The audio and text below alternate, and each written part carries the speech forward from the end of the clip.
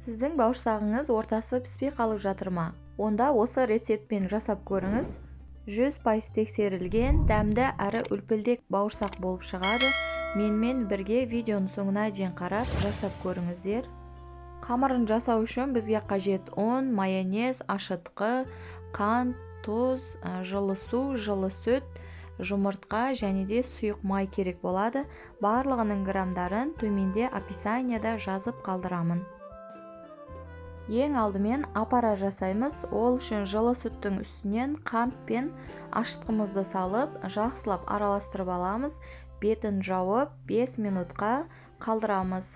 Бөлек ыдысқа жылы сүтті құямыз, тұз саламыз, үстінен жұмыртқаны салып, сұйық май құямыз, майонезімізді де қосамыз. Жақсылап венчикпен араластырып аламыз.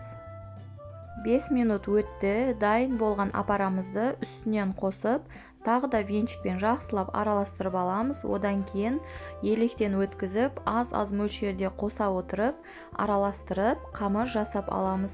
Бауырсақты түрлі рецепттермен жасап көрдім, бірақ олар дұрыс шықпайтын, қатты болып қалады немесе ортасы піспей қалатын еді. Дәл осы рецептпен жасаған кезде бауырсақ идеальный болып шықты. Қамыр дайын болды, бетін аздап сұйық маймен майлап жібердім. Жабысып қалмас үшін ыдысқа енді бетінен пакетпен орап, 2 сағатқа жылы жерге қоямыз. Қамырымыз жақсы көтеріліп шығу керек. 2 сағат өтті, қамыр жақсы көтерілген.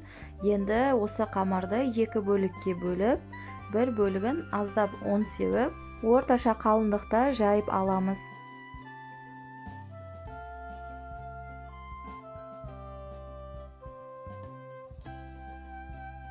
Осындай дөңгелек форманың көмегінде қамырды кесіп шығамыз. Сіздерде бұндай форма болмаса, стақанның көмегімен немесе 4 бұрышты етіп кесіп алсаңыздар болады. Кесілген қамырды сүлгінің үстінен қойып аламыз. Бетін жауып, тағы да жарты сағатқа қойып қоямыз. Сол кезде қамырымыз жақсы көтеріледі. Барлық қамырды кесіп, осылай жасап аламыз. Жарты сағат өтті, қамырымыз дайын болды.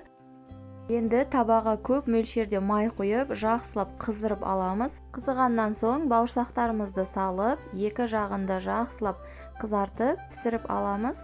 Қыздар, рецепт сіздерге ұнады деген ойдамын. Сол себепті құрбыларыңызбен, достарыңызбен бөлісіп қоюды ұмытпаңыздар. Олар да сіздерге рахмет айтып, риза болып қалады. Міне біздің бауырсақтарымыз дайын болды. Барлығын пісіріп алдық. Өте жұп-жұмсақ, беті қытырлақ, іші өте жұмсақ болып шығады. Толықтай піседі. Міндетті түрде жасап көріңіздер. Видеоны соңына дейін қараған болсаңыз, лайк басып, каналға тіркеліп, қоңыраушаны басып қоюды ұмытпаңыз. Сол кезде менің жаңадан шыққан видеоларымды өткізіп алмайсыздар. Одан бөлек менің каналымда көптеген қызықты рецепттерді таба аласыздар. Менімен бірге видеоның соңына дейін болғандарыңызға рахмет. Келесі видеода кездескенше сау болыңыздар.